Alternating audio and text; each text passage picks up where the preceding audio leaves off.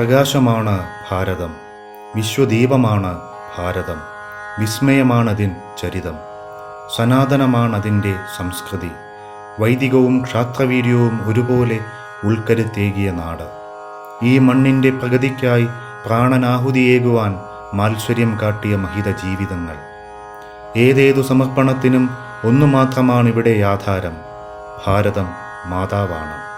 ആത്മീയ സാധനയുടെ സഹസ്രാര ശോഭ പടരുന്ന ഹൈമഗിരിയും, കർമ്മ നൈപുണിയുടെ പടഹമുണർത്തുന്ന കന്യാകുമാരിയും, മണൽത്തിരകളോട് അതിരു പങ്കിട്ടിരുന്ന വിശാല പഞ്ചാബവും, വനാന്തരങ്ങളിലെ താപസ നികുഞ്ചങ്ങൾ പോലും ദേശഭക്തിയുടെ പഞ്ചാക്ഷരീ ഗർജനം മുഴക്കിയ വീരവംഗവും ഈ നാടിൻ്റെ ഗരിമയുയർത്തി. ഭൗതികാസക്തിയും സാമ്രാജ്യമോഹവുമായി ഇരച്ചെത്തിയ പാശ്ചാത്യരും അഭയം അവകാശമായും അധികാരമായും ദുരുപയോഗം ചെയ്ത മൗലികവാദികളും ചേർന്ന് പങ്കിട്ടെടുത്തിട്ടും അസ്തമിക്കാതെ ധർമ്മത്തിൻ്റെ ചിറകുകൾ നിവർത്തി സീമാതീത വൈഭവത്തിലേക്ക് പറക്കുന്ന സ്വർണ്ണപ്പക്ഷി ശിവശക്തി സംഗമഭൂ. ഭരതചക്രവർത്തി ഭരിച്ച നാട് എന്നതിനാലാണ് ഈ നാട് ഭാരതം എന്നറിയപ്പെട്ടത്. ഭാഷാപരമായി ഭാസിൽ രഥമായത്, അറിവിൽ പ്രതിഷ്ഠിക്കപ്പെട്ടത് എന്നും ഭാരത ശബ്ദത്തിന് അർത്ഥമുണ്ട്. ആദിമഗ്രന്ഥമായ വേദം പിറന്ന നാട്, ഉപനിഷത്സാരം ലോകർക്കറിയിച്ച നാട്, പുരാണേതിഹാസങ്ങളാൽ വൈജ്ഞാനിക രംഗത്ത് സമ്പൽ സമൃദ്ധമായ നാട്, ഗീതാസാരം മാലോകർക്കുപദേശിച്ച നാട്, ഹിന്ദു മഹാസാഗരത്തിന് വടക്കും ഹിമാലയത്തിന് തെക്കുമായി നീണ്ടു കിടക്കുന്ന ഭാരതമെന്ന രാഷ്ട്രത്തിൻ്റെ മക്കൾ ഭാരതീയർ എന്നറിയപ്പെടുന്നു. ചതുർധാമങ്ങളാൽ, ചതുർമഠങ്ങളാൽ, 12 ജ്യോതിർലിംഗങ്ങളാൽ, 51 ശക്തിപീഠങ്ങളാൽ, 108 നാരായണാലയങ്ങളാൽ, അനേകമനേകം തീർത്ഥസ്ഥലങ്ങളാൽ കോർത്തിണക്കിയിരിക്കുന്നു നമ്മുടെ ഭാരതവർഷത്തെ. ചതുർധാമങ്ങൾ അനാദികാലം മുതൽക്കേ ഭാരതവർഷം അഖണ്ഡമായി നിലനിന്നു പോരുന്നു. ഇതിൻ്റെ 4 ദിക്കുകളിലായി സ്ഥിതി ചെയ്യുന്ന ചതുർധാമങ്ങൾ ഇതിൻ്റെ അഖണ്ഡതയ്ക്ക് താങ്ങായി നിൽക്കുന്നു. കിഴക്ക് പുരി, ജഗന്നാഥപുരി; തെക്ക് രാമേശ്വരം; പടിഞ്ഞാറ് ദ്വാരിക; വടക്ക് ബദരീനാഥ്. പുരി ഒഡീഷയിലെ സമുദ്രതീരത്തായി സ്ഥിതി ചെയ്യുന്ന പുണ്യസ്ഥലമാണ് പുരി അഥവാ ജഗന്നാഥപുരി. ശൈവർ, വൈഷ്ണവർ, ബൗദ്ധന്മാർ എന്നിവരുടെ ആരാധനാ കേന്ദ്രം കൂടിയാണിത്. ഇത് ചതുർധാമങ്ങളിലും 51 ശക്തിപീഠങ്ങളിലും വെച്ച് പ്രസിദ്ധമായ ഒന്നാണ്. പുരാണങ്ങളിൽ ഇതിനെ പുരുഷോത്തമ തീർത്ഥം എന്നാണ് വിശേഷിപ്പിച്ചിരിക്കുന്നത്. ഇവിടെ ശ്രീകൃഷ്ണൻ്റെയും ബലരാമൻ്റെയും സുഭദ്രയുടെയും മരത്തടി കൊണ്ടുള്ള മൂർത്തികൾ പ്രതിഷ്ഠിക്കപ്പെട്ടിട്ടുണ്ട്. രഥയാത്രാവേളയിൽ ഈ മൂർത്തികളെ പുറത്തെടുത്ത് രഥത്തിൽ വെച്ച് സമുദ്രതീരത്തുള്ള മൗസുജിയുടെ ക്ഷേത്രത്തിലേക്ക് കൊണ്ടുപോകുന്നു. പിന്നീടുള്ള 10 ദിവസത്തേക്ക് വിഗ്രഹങ്ങളെ അവിടെ തന്നെ വെച്ച് ആരാധിക്കുന്നു. ഇവിടുത്തെ രഥയാത്രയിൽ ലക്ഷക്കണക്കിന് ഭക്തജനങ്ങളാണ് പ്രതിവർഷം പങ്കുചേരുന്നത്. വിഗ്രഹങ്ങളുടെ തിരികെയുള്ള എഴുന്നള്ളിപ്പും ആർഭാടപൂർവ്വം കൊണ്ടാടി വരുന്നു. രാമേശ്വരം തമിഴ്നാട്ടിലെ രാമനാഥപുരം ജില്ലയിൽ മാന്നാർ ഉൾക്കടലിലെ വിശാലമായ ഒരു ദ്വീപിലാണ് ഈ ധാമം സ്ഥിതി ചെയ്യുന്നത്. ഇത് ഭാരതത്തിലെ ഏറ്റവും പ്രസിദ്ധിയാർജിച്ചതും ആദരിക്കപ്പെടുന്നതുമായ തീർത്ഥസ്ഥലമാണ്. പ്രാചീന കാലം മുതൽക്ക് തന്നെ ഇത് എല്ലാ വർഗങ്ങളിലും പെട്ട ആളുകളാൽ ആദരിക്കപ്പെട്ടു വരുന്നു. ശ്രീരാമനാൽ സ്ഥാപിക്കപ്പെട്ടത് കൊണ്ടാണ് ഇതിന് രാമേശ്വരം എന്ന പേർ വന്നത്. ശിവന്റെ 12 ജ്യോതിർലിംഗങ്ങളിൽ രാമേശ്വരം വളരെ പ്രധാനപ്പെട്ടതാണ്. ലങ്കയെ ആക്രമിക്കുന്നതിന് മുമ്പായി ശ്രീരാമൻ ഇവിടെ വെച്ച് പൂജ ചെയ്ത് ശിവന്റെ അനുഗ്രഹാശിസ്സുകൾ നേടുകയുണ്ടായി. കൈലാസത്തിൽ നിന്ന് പവനപുത്രനായ ഹനുമാൻ കൊണ്ടുവന്ന ശിവലിംഗവും അടുത്തായി പ്രതിഷ്ഠിക്കപ്പെട്ടിട്ടുണ്ട്. രാമേശ്വരത്തിന്റെ ചുറ്റുമതിലിനകത്തായി 22 പവിത്ര കൂപങ്ങളുണ്ട്. ഇവയിൽ സ്നാനം ചെയ്ത് തീർത്ഥാടകർ പുണ്യം നേടുന്നു. ദ്വാരിക സപ്തപുരികളിലും ചതുർധാമങ്ങളിലും വെച്ച് പേരുകേട്ട ദ്വാരിക ശ്രീകൃഷ്ണ ഭഗവാൻ നിർമ്മിച്ചതാണ്. ശ്രീകൃഷ്ണ ഭഗവാൻ തൻ്റെ സ്വധാമപ്രാപ്തിയുടെ കാലത്ത് ഇവിടെയാണ് വസിച്ചത്. ശ്രീകൃഷ്ണന്റെ ഇഹലോക ലീല അവസാനിച്ചതോടെ ദ്വാരികയും സമുദ്രത്തിൽ താണു. ഇന്ന് ദ്വാരിക ഒരു ചെറിയ പട്ടണം മാത്രമാണെങ്കിൽ പോലും ഇതിൻ്റെ അന്തസ്ഥലങ്ങളിൽ സാംസ്കാരികവും ചരിത്ര പ്രാധാന്യമുള്ളതുമായ അമൂല്യനിധികൾ ഒളിഞ്ഞു കിടക്കുന്നുണ്ട്. ബദരീനാഥ് ഉത്തരാഖണ്ഡ് സംസ്ഥാനത്തിൽ അളകനന്ദയുടെ തീരത്തുള്ള ബദരീധാമം ഭാരതത്തിലെ ഏറ്റവും പ്രാചീനമായ തീർത്ഥാടന സ്ഥലമാണ്. സത്യയുഗത്തിൽ നിർമ്മിക്കപ്പെട്ടതെന്ന് കരുതപ്പെടുന്ന ഇവിടുത്തെ നാരായണ പർവ്വതത്തിലെ ബദരീനാഥ ക്ഷേത്രം ഭാരതത്തിന് മുഴുവൻ ആധ്യാത്മജ്ഞാന പീഠമാണ്. സത്യയുഗത്തിൽ നരനാരായണന്മാരാലും, ത്രേതായുഗത്തിൽ ദത്താത്രേയ ഭഗവാനാലും, ദ്വാപരയുഗത്തിൽ വേദവ്യാസനാലും, കലിയുഗത്തിൽ ശങ്കരാചാര്യരാലും ഇവിടുത്തെ പ്രതിഷ്ഠ കൂടുതൽ ചൈതന്യവത്താക്കപ്പെട്ടു. ശൈത്യകാലത്ത് 6 മാസം ബദരീനാഥ ക്ഷേത്രം തുറക്കാറില്ല. ചൂടുകാലത്താണ് ക്ഷേത്രം തുറന്നു പ്രവർത്തിക്കുന്നത്. ശൈത്യകാലത്ത് ജോഷിമഠത്തിൽ ബദരീനാഥിലെ താൽക്കാലിക വിഗ്രഹം കൊണ്ടുവന്ന് സ്ഥാപിച്ച് പൂജാദികൾ നടത്തുന്നു. ചതുർമഠങ്ങൾ. വൈദിക സംസ്കാരത്തിൻ്റെ സംരക്ഷണത്തിന് അദ്വൈത വേദാന്തം പ്രചരിപ്പിക്കുവാൻ ഭാരതത്തിൻ്റെ 4 ദിക്കുകളിലായി ശ്രീ ശങ്കരാചാര്യ സ്വാമികളാൽ സ്ഥാപിതമായ 4 മഠങ്ങൾ. കിഴക്ക് ഗോവർദ്ധന പീഠം. ഇന്നത്തെ ഒറീസയിൽ ജഗന്നാഥപുരിയിലാണ് ഇത് സ്ഥാപിതമായത്. തെക്ക് ശാരദാ പീഠം. ഇന്നത്തെ കർണാടകയിൽ ശൃംഗേരിയിലാണ് ഇത് സ്ഥിതി ചെയ്യുന്നത്. പടിഞ്ഞാറ് കാളികാപീഠം. ഇന്നത്തെ ഗുജറാത്തിൽ ദ്വാരികയിലാണ് ഇത് സ്ഥിതി ചെയ്യുന്നത്.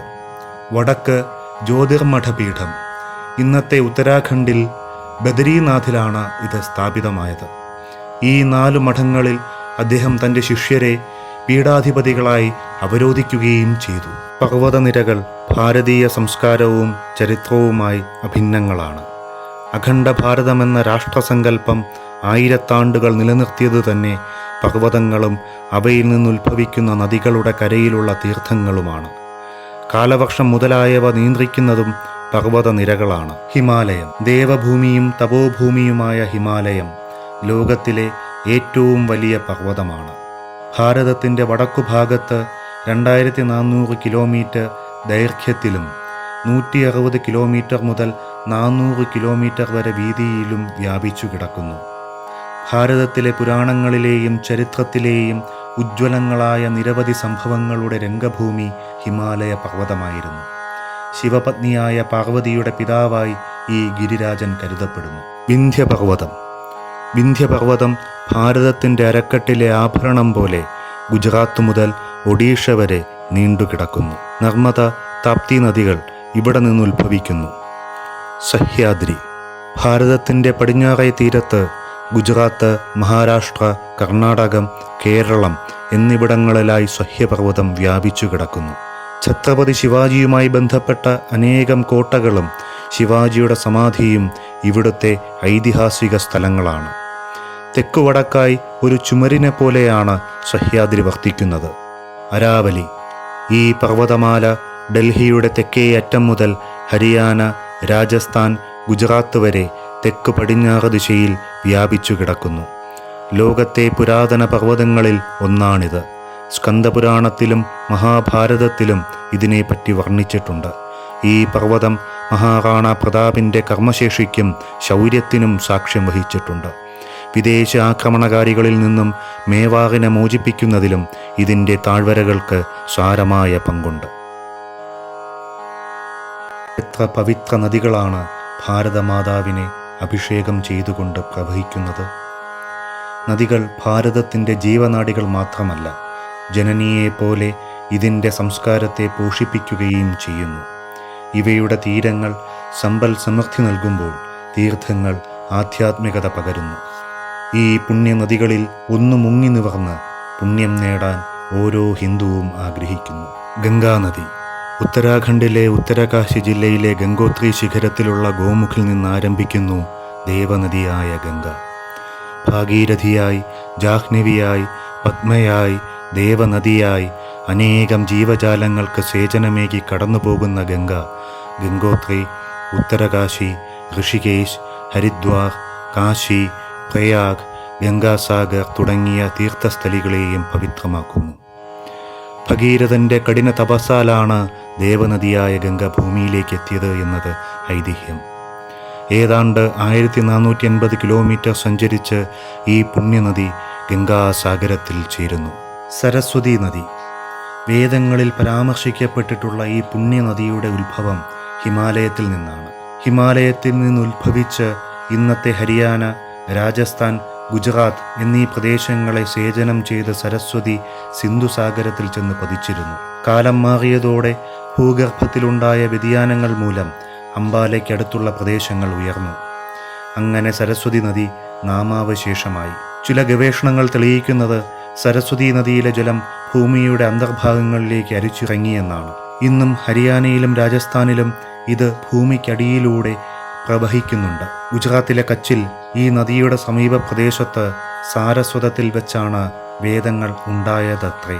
ഗായത്രി മന്ത്രം ഉത്ഭവിച്ചതും സരസ്വതി തീരത്താണ്. സരസ്വതി ഹിമാലയത്തിൽ നിന്ന് ഉത്ഭവിച്ച് പൃഥൂതകം, കുരുക്ഷേത്രം, വിരാടം, പുഷ്കരം, അർബുദാരണ്യം, സിദ്ധപുരം, പ്രഭാസം തുടങ്ങിയ പ്രദേശങ്ങളിലൂടെ ഒഴുകി കച്ചിൽ വെച്ച് സമുദ്രത്തിൽ ചെന്ന് പതിക്കുന്നു. യമുനാ നദി, സൂര്യപുത്രിയായ യമുനാ നദി.